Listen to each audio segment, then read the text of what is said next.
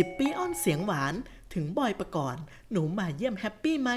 แฟนคลับชงลุ้นให้คบกัน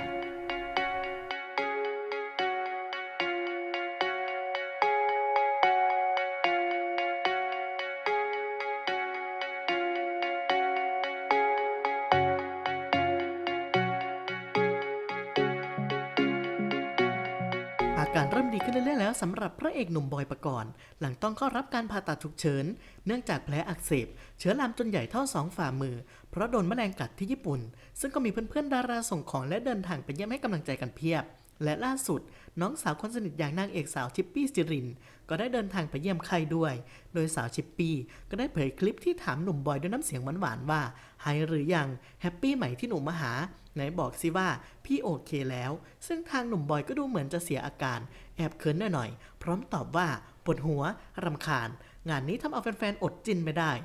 พร้อมบอกว่าดูแล้วเขินเลยเพราะเคมีความน่ารักของทั้งคู่ที่เคยเล่นละครคู่กันมาก่อนอีกทั้งยังดูสนิทสนมและชอบหยอกล้อกันไปมาจนแอบเชียร์ให้สปาร์กกันรักกันนอกจอกับเขาบ้าง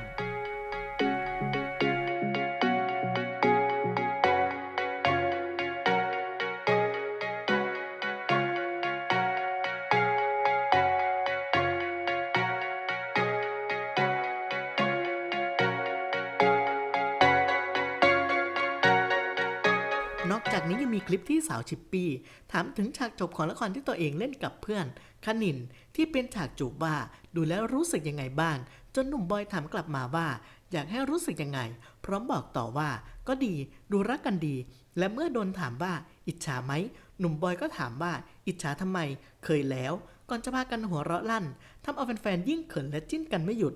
ว่าแต่ได้กำลังใจดีแบบนี้เชื่อว่าอีกไม่นานหนุ่มบอยคงออกมาเกรียนคงหายในเร็ววันแน่นอน